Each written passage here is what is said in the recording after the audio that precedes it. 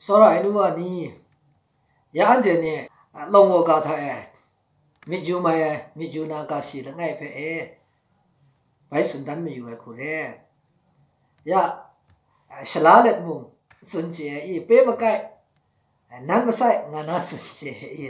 rang go ya Anhte go na pe ngo Anhte pe go ram ram pok khu re nga de jing pho ni tha mung pe nam pe kai nga na I Anhte pe go ram ram pok ya Anhte pe ngo ka si phe Anhte ni bai Hkaja yu ga de go na pe ru Anhte phe Hkaja ga pe ru ngo go Gara khu shlai go pe ngo Anhte go Gara re na re ru ngo Anhte go khu ngo re na re pe ru Gara khu re go o Anhte go pe ngo go Gara go lang nga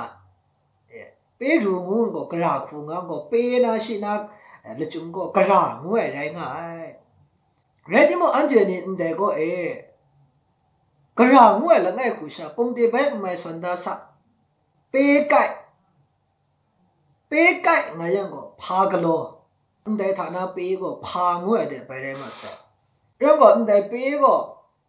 pha galo go mung la ngai Gara khu ngo go mung la ngai ana kyo pe ru ya chen Gara khu Anhte re nga re go pe ngo go hong khu mai che na wat khu mai che na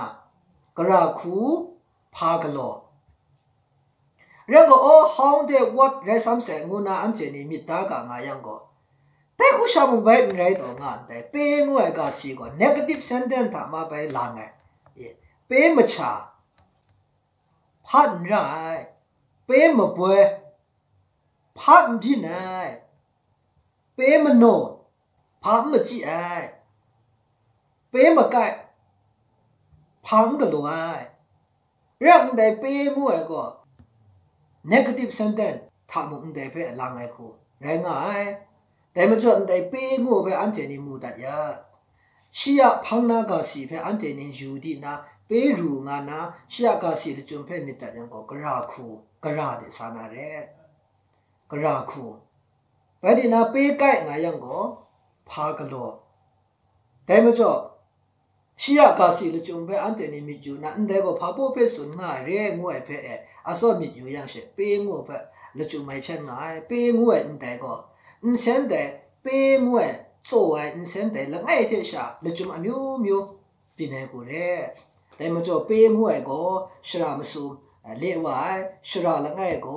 Gara khu hong ngo ko le ai re bai na shra mi go bai rang go what pha bo pha bin pha ga lo ngo pha ngo ma ga ku ma le ai re bai na shra ma su Anhte go ning dang ai go ma la ngai le pe ma cha pe ma bwe pe ma no pe ma kai nga na Anhte ning dang ai go ma la ngai le de ma jo pe ngo ai phe Anhte shra ma sum tha la ngai de ngu na Anhte ni ji da ga ye long bo aka shika nga ni mo long bo lai ka phe Hkaja nga no pe ngo ai go Anhte khu na shra ma sum tha lang ma dai le phe Anhte ni jawm sing da ga ngu na Anhte ra mi sun da ne khu le je ju ba sai